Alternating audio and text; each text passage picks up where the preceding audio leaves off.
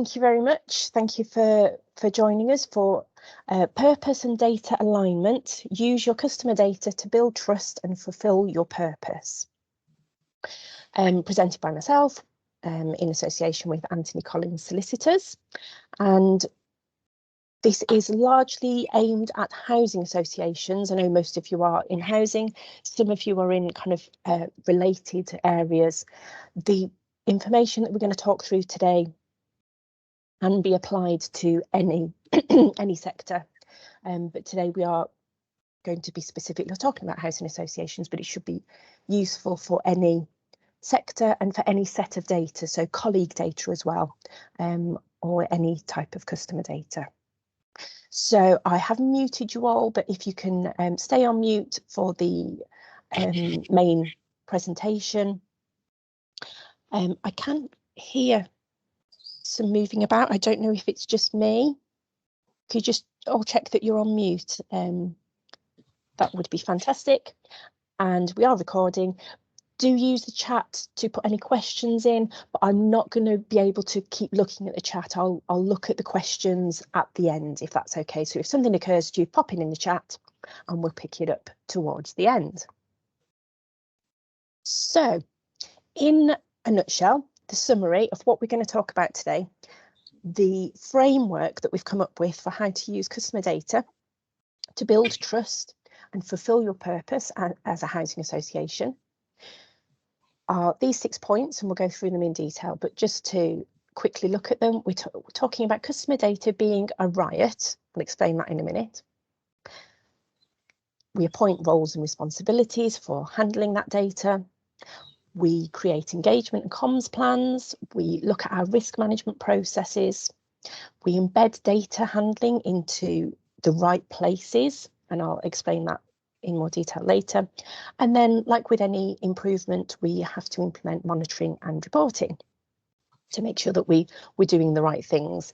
And then we go back to the start and we make sure that we tweak it as we need to. So when I say fulfill your purpose, I want to start by picking up what the purpose of a housing association as described by the Federation. Excuse me.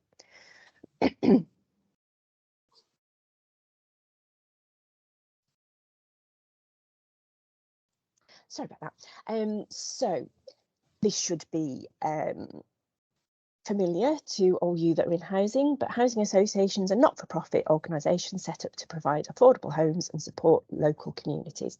They don't make profits for shareholders, they invest their income into delivering on their social purpose, including building new affordable homes for people who need them, investing in safety and quality of existing homes, running community services, providing care and support for older people and those who need it. So just saw a huge big spider go past the back of my screen. Deep breath. And that's the link to where I've picked that up. You'll see that later in the document. So, okay. The important bit I want to pick out from that is the providing affordable homes and supporting local communities. And I think everybody in social housing would agree that is their purpose. Most straplines and mission statements and vision statements that we have for affordable housing providers will have something about those things in there. If this looks completely unfamiliar to you and you think, well, no, we're a social housing provider who don't do those things, raise your hands now and I'd be really interested to see, but I don't think there's going to be any hands there. I'd hope not. So to fulfill that purpose, you need to have a really good foundation, and you need to have your resources, your income, and you need to be looking after that, protecting that. You need to be efficient with your time and your money, all the resources, your people. And you need to keep an eye on that regulator rating, the governance and the financial viability, and that you're meeting the standards that they require. Now, values. Obviously, values that you live as a housing association. You'll have a different set of values for each organisation, but I'd like to think that these will all ring true, and these will all feel familiar to the ones that you've either got listed as your official values, or they feel like your unofficial values, and they chime with what you do and with what you hold to be important in the way that you deal with your customers and the way that you interact with people in general. Again, if anybody is thinking, oh no, we don't want to be fair or uphold human rights, then as a housing association, then that would be quite worrying. I'd like to think these all chime with what you're doing. So hopefully that's not a shock to you. What might be a surprise to some of you, if you're not kind of already in the data protection world, or in that data management world, is that all of the words on the screen there are either a direct quote or they're a slight paraphrase of words that can be found in the UK's data protection legislation. This is, to me, what is the most important thing about looking after people's data and using it properly, that we use it to uphold human rights and to be against discrimination, that we are honest and fair, and that builds trust, that our data is accurate, which helps us to manage risks. You'll see, those words accuracy and transparency and accountability and risk management. You can start to see how that would apply to other data sets as well. If we're talking about property data, you want that to be accurate. You want to manage your risks there. You want to be accountable. You want somebody to be accountable for making sure that data is used properly to increase the good experience that your customers have got. It works for your colleague data as well. The way that you want to deal with your colleagues, hopefully you want to be honest and transparent and fair with them as well, not discriminate. So to me, that is the really important thing. I know that data protection is seen as red tape, but hopefully, when I talk about managing data, this is the type of thing that I'm talking about. So we'll jump into that framework. Obviously, we won't be able to go into a lot of detail in this today. I am going to tell you about an opportunity to dive into this in more detail at the end of this, but the information that I give you today should be enough to give you some food for thought and some actionable ideas that you can go away and maybe look at some of these things yourselves, or we are here to support you if you would like to. So if you would like that support, but this should be useful for you as a starting point anyway. So I'll go through some of this quite quickly, but you'll have that reference document and you'll be able to contact us for any questions afterwards as well. So when I say customer data is a riot, and any data really is a riot, I'm talking about risks, issues, opportunities and threats. Obviously, I put them in that order because it's easier to remember it for myself. But we'll look at the risks and opportunities, and then we'll look at the issues and threats. So risks to those things that you need to have in place to be able to fulfil your purpose, the resources, the efficiency, your rating from the regulator. The big one, we'll start at the bottom. The big one that you'll hear in the headlines is people talking about data being lost or being misused, and fines, fines, fines. I'm not going to say that to you today. Yes, there is a possibility of fines, but that's few and far between. In reality, what I'm seeing with clients is that what you're dealing with and what's costing you your resources and time is that colleague and external expert time that you need to investigate what went wrong, how do we fix it, what can we do about this, and possibly compensation claims as well. And we are seeing a few of those coming through, even for breaches that we thought were done and dusted months ago, and people have said, no, that's fine. Don't worry about it. They're coming back with a letter from solicitor making a claim months down the line. So that's what is hitting people in the resources and the efficiency. If your procedures are unclear, moving up into the middle, again, it's taking colleague time, it's taking external expert support time to work out what should we be doing, what can we do, what shouldn't we do. And that can lead to low morale as well if people aren't sure what they should be doing on the ground. I'm going to get into that in a bit more detail later on. If your customers aren't sure what you're doing, then you're going to get queries and complaints. If they're not feeling that you're being transparent and honest with them, then again, you've got your colleague, external time and low morale from having to deal with those things as well. And they can all affect those things that you need to have in place to fulfil your purpose. The good news is there are opportunities as well. And we've got, we'll start at the top this time.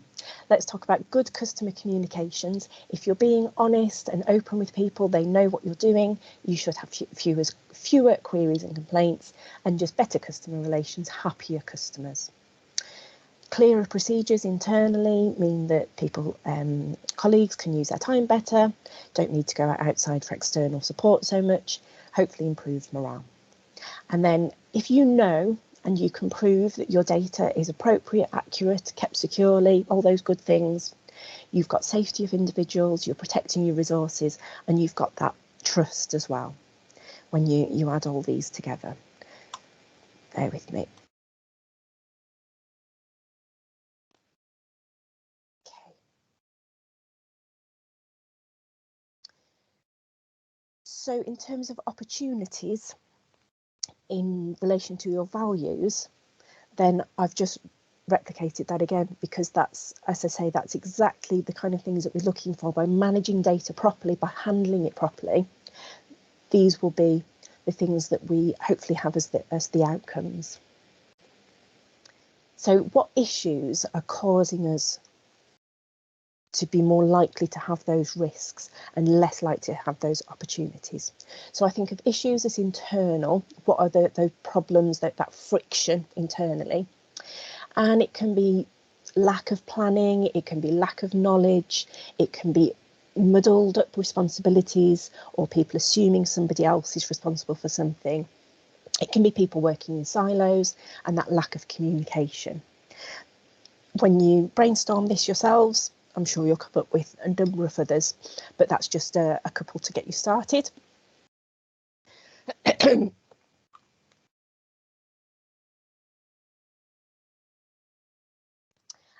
And externally, what threats are there outside that are making it, again, more likely for us to have those risks?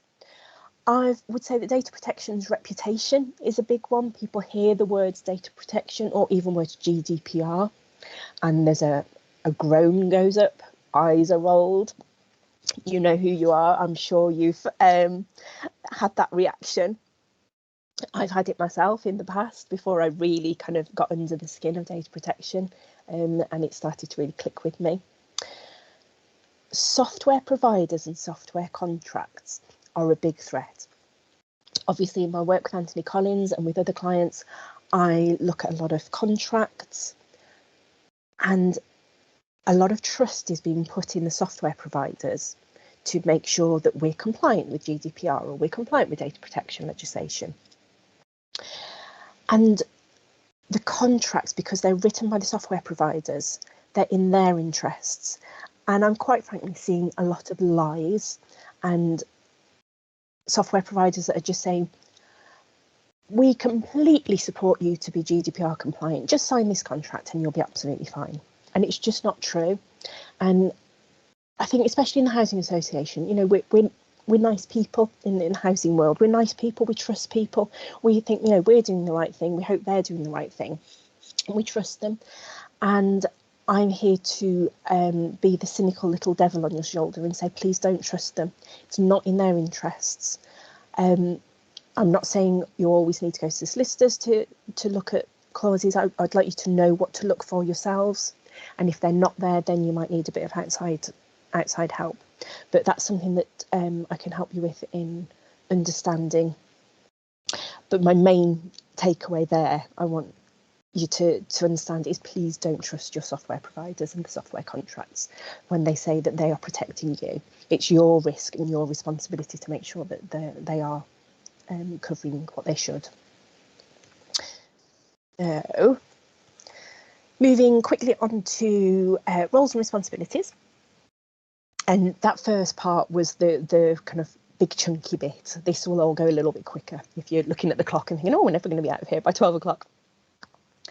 So when we talk about data protection, data management, data use, data handling, who's responsible for that? And I would say, when you think that, let's think about, well, who's responsible for achieving our goals and who's responsible for living our values? In your organisation, does it look a bit like this? Have you got a whole load of people who are aligned to working on your purpose and are kind of day in, day out thinking about your purpose and your values? And then maybe one or two people over here going, oh, I feel a little bit alone and I'm trying to look after data. I know from some of the names of people that are signed up here that you may well be feeling that you are that person over here on the data side of the wall. And from the work that we're doing today, the framework that we're going through, I'd like you to understand that in an ideal world, and as I said, this is what I see in most places. So, don't feel bad. This is what we're seeing in most places.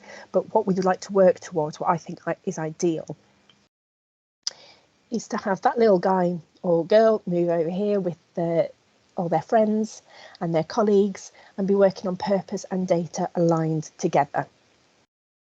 Because you can't be working on your purpose without working on your data, without handling data. If you can think of something, a role that happens in a housing association where you've got absolutely no data comes into that role, either intentionally you have data or there is the chance that you could come across some data, I can't think of many. If you can think of some, pop them in the chat. But just in terms of data, mostly customer data we're talking about today, but data in general, because we want to make sure that we handle data in general well. Most people working in housing will have some connection with customer related data. So I'd like to see us all working together in an ideal world. Excuse me again.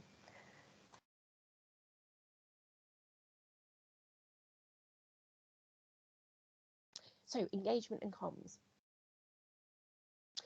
There are 3 different types of engagement and comms plans that I think you need to have. If you're going to take this work on to embed this framework, that would be a new project, and obviously you want to win hearts and minds, so you need to get people involved in that. So you need some comms plans there. There should be everyday engagement and comms, reminding people about that alignment between your purpose and the way that you handle data, the way that you treat your customers, your colleagues, everybody else whose data you've got.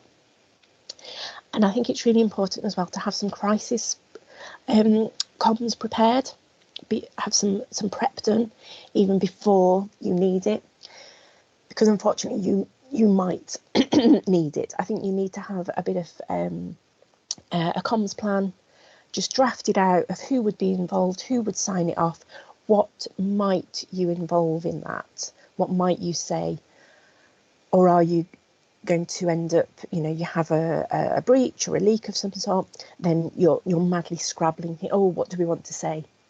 It's so much easier to think about what you want to say in a crisis before you have the crisis. And I think the data leak is a really big one, where you want to have that prepared in advance.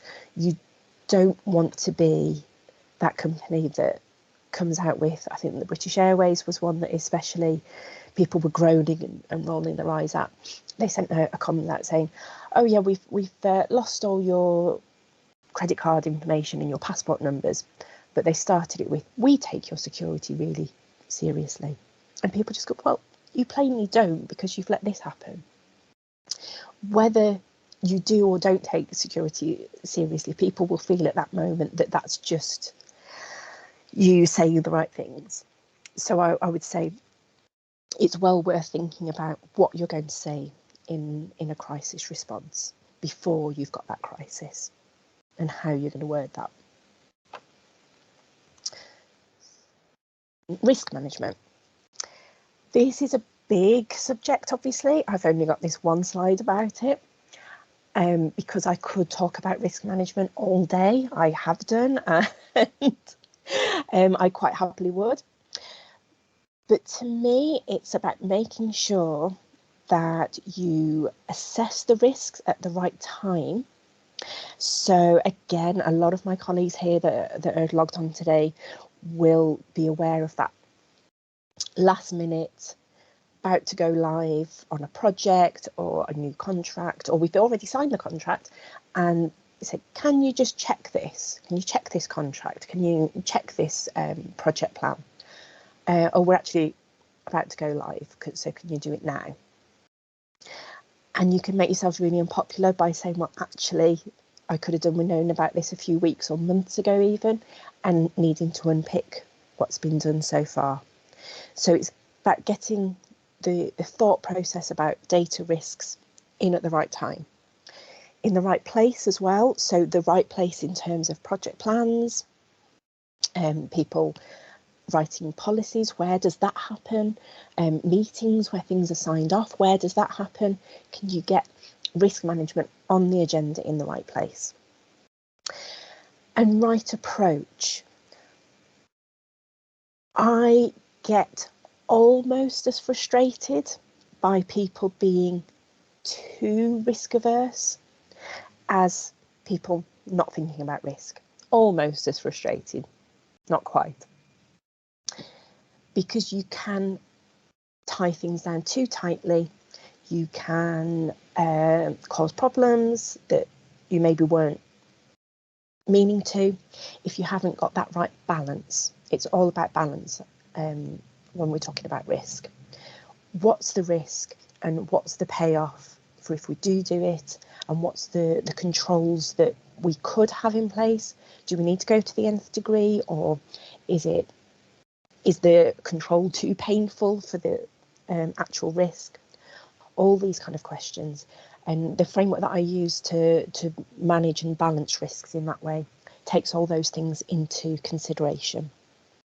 I think you can tie yourself up in knots if you're too black and white about risk. I think you need to be a little bit not creative, but balanced. Take all the big picture in. As I say, I could talk about that all day, but we'll move on. Data handling processes. Okay, so I was saying earlier that I can't think of many processes or roles or areas in a housing association that aren't involved in customer data in some way. Just checking the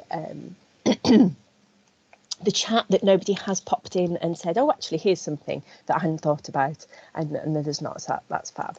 So I want you to imagine that you are in hospital for a condition for low blood pressure, and the person in the bed next to you is being treated for high blood pressure. And every day, a few times a day, a nurse is going to come round and give you your medication. Would you be more comfortable knowing that the nurse that was bringing you your low blood pressure medication and your neighbour the high blood pressure medication, would you be more comfortable knowing that they had been trained in a way that says, this is how we give out medication, you go wards A to D, and you go beds 1 to 4, and then you give out the right medication. How you know it's the right medication is you follow our data handling process or our data handling policy. Or would you be more comfortable being having your medicine dispensed by the nurse who's been trained in a process that says you go beds, blah, blah, blah, blah, blah, ward, whatever. Then you check the name on the bed, you check the name on the medicine, you ask the person in the bed who they are and what their name and date of birth is, you double check the name on your list, you double check the name on the medicine, you double check the type of medicine, and then you hand them the medicine. I'm going to assume that the second one is the way that we would all be more comfortable. So imagine now that you are a customer of your housing association or a housing association, and you want to report some pretty intimidating behaviour by your neighbour, and you want to report that to the housing association, but you're not sure if the housing association are going to share with the neighbour that you're the person who has complained about them, how much they're going to tell the neighbour about you, and all those things that might scare you. Again, would you be more comfortable knowing that the person you're speaking to, your neighbourhood contact, has been trained in this is how you take a report and you handle the data in accordance with our data processes and data policies?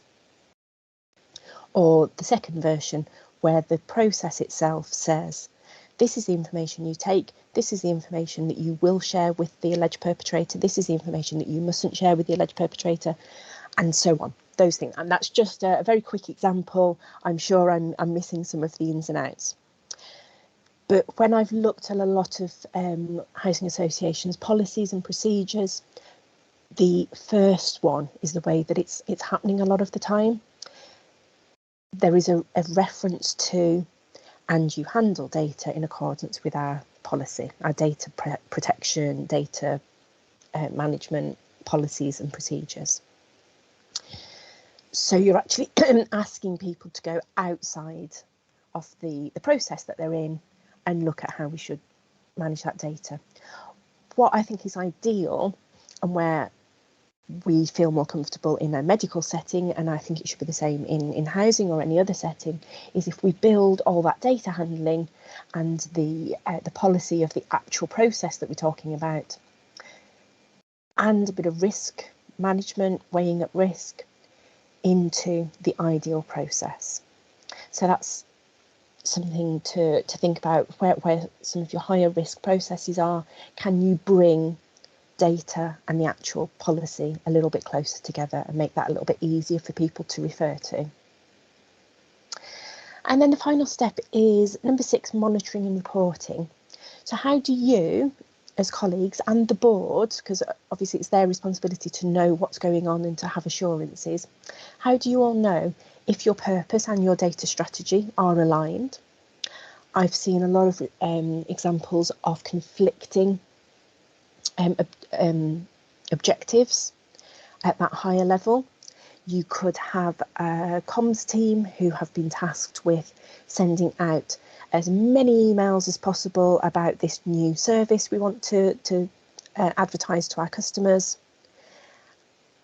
and the objective is just getting them out, getting as many emails out. But on the other hand, you've got your information governance, your data management, data protection people saying, but have we got the right consents in place? What's our records look like? Do we know that people are happy to have these emails? So those two things conflict. Do you know what level of risk you're exposed to in terms of how you're handling data, what data you've got, how risky is it, where are your gaps, what controls are in place? Do you know what you're relying on? Something that I've been getting more into recently, because it's kind of very similar to kind of the whole data world, data protection world, and I am a bit of a, as some of you will already know, it's a bit of a true crime fan, but sometimes you don't want to hear about murder and guts and gore. So I've been getting to listen to podcasts about embezzlement and those kind of crimes. And a slogan or a term that keeps getting used is trust is not a control, or trust is not an internal control. And I think that's so clear when we realise that we're talking about, you know, who's doing the payroll. Is the person who does the payroll somebody who can manipulate their own pay? And is there, you know, is there any oversight, or do we just trust them? But actually it applies to the way that we handle data as well. What controls are in place to make sure that somebody who is a colleague and a customer, or who knows customers, isn't accessing their data, and trust is not a control in those instances. We see it quite a lot, again, using the medical world as an example.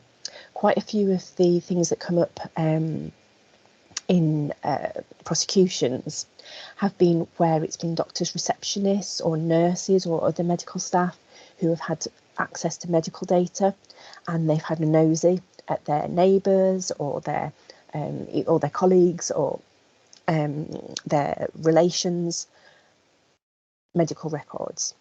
And how do we control that? How do we make sure that people aren't doing that? What controls are in place? And bearing in mind that trust is not a control. Do we know if the controls are working effectively? How do we know if they're working effectively? Are they too strict? I was saying earlier with the risk management, are we looking, are we being too tight and we're actually strangling people's ability to do their jobs? Are we pushing the problem somewhere else? That will still be our problem, but it will pop up somewhere else. You know, the whack-a-mole thing, you know, at the seaside at Blackpool and so on, where you hit one and another one pops up somewhere. I used to work in health and safety risk management specifically, and this was many years ago, dating myself here, but there was a real discussion about smoking in the workplace. So obviously now it's banned. You know, remember, this was the days when you could still smoke in cinemas and on planes and on trains and everything, in restaurants. Just really bizarre when you think about it now. But we had people smoking in offices in those days and on the factory floor as well. And there were discussions in the health and safety world about what do you do? Do you ban it completely, or do you give people a place to smoke? Because there were stories of people trying to ban it completely from the workplace, and because it, you know, this was in the days before it was known to be banned widely, but it was banned completely in the workplace and on the premises. So people were finding cupboards to smoke in instead, and that kind of thing. And they would go into cupboards like the stationery cupboard full of flammable paper and so on, and smoke in there and cause fires. So, you know, when you're looking at controls, or are they in place? Are they effective? Do they need tightened, or do they need loosened as well? Is the other thing that I'd suggest that you look at.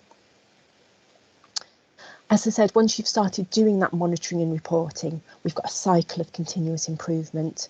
We report, are things going well, going badly? Is that a risk? Is that something we need to do something about, or is it just a watch and see? We agree some actions, we implement them, and then we're back to monitoring, reporting, seeing how they're going. So in summary, that's what we've talked through today, a really whistle-stop tour of the framework that we can use, say, for customer data. You can use it for colleague data, you can use it for asset data, looking at the risks, issues, opportunities and threats of that data, deciding who's responsible in a project sense and an ongoing sense, engagement and comms, again, for a project and for ongoing and for prepared in the future for if something goes wrong. How are we going to manage our risks going forward? And then you can kind of retrospectively look back as well at apply your new risk approach to existing risks. Can we bring data handling and the day job a little bit closer together in terms of our written procedures? Because in actuality they are completely intertwined, but in the guidance they're possibly not. And then implement the monitoring and reporting cycle, and we go through it all again. So as I said, I am going to do a little bit of telling you how we can help you to put some of this in place, where we've got a programme available